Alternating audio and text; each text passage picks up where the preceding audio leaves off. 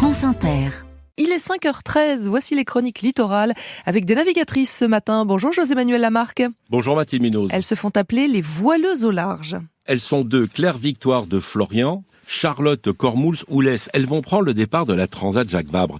Et je les ai rencontrées la semaine dernière à la journée de présentation de la Transat Jacques Vabre. Première question à Charlotte, le 29 octobre prochain. C'est la grande première pour vous deux, Le Havre, la Martinique. Ben oui, le grand départ approche, donc il ne nous reste plus que quelques jours.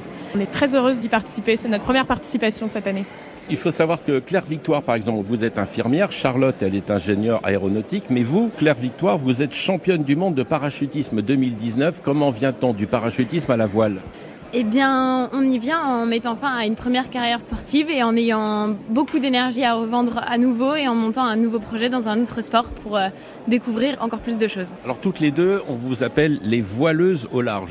Oui, exactement. C'est un nom qu'on a choisi quand on a lancé ce projet il y a 2 ans. C'est aussi une action caritative, les voileuses au large. Tout à fait. Alors avec notre projet, on soutient le Bleuet de France. C'est une œuvre qui soutient les militaires blessés au combat, leurs familles, les pupilles de la nation, donc les enfants dont un des parents a été blessé en mission pour défendre les intérêts de la France, et les victimes d'actes terroristes. Claire Victoire, première Transat Jacques Vabre. C'est vrai que c'est quelque chose d'assez exceptionnel. Quand on s'est rencontrés il y a 2 ans, je mesurais peut-être pas l'ampleur de ce que c'était que de participer à la Transat Jacques Vabre, mais aujourd'hui on la mesure bien et on est prête à partir.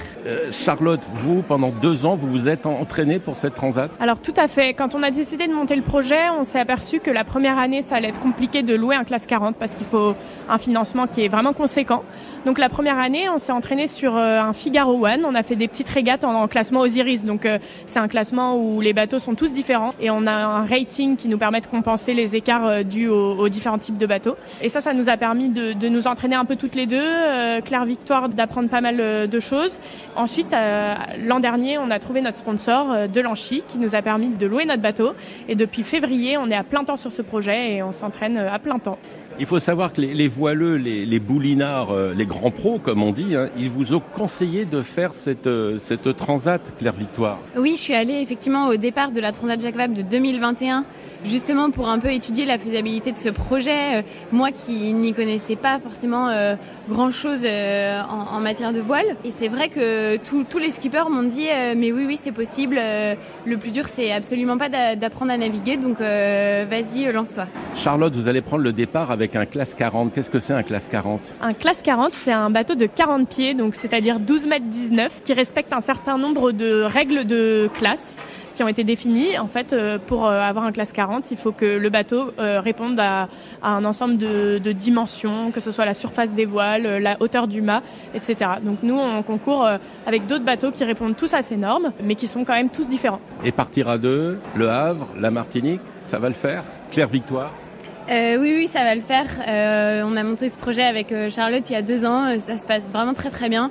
Donc j'ai aucun doute et Charlotte, je pense que n'en a pas non plus sur la bonne entente qui va régner sur ce bateau pendant 3 semaines. Charlotte, vous l'imaginez comment cette Transat ? Parce que c'est dans quelques semaines là.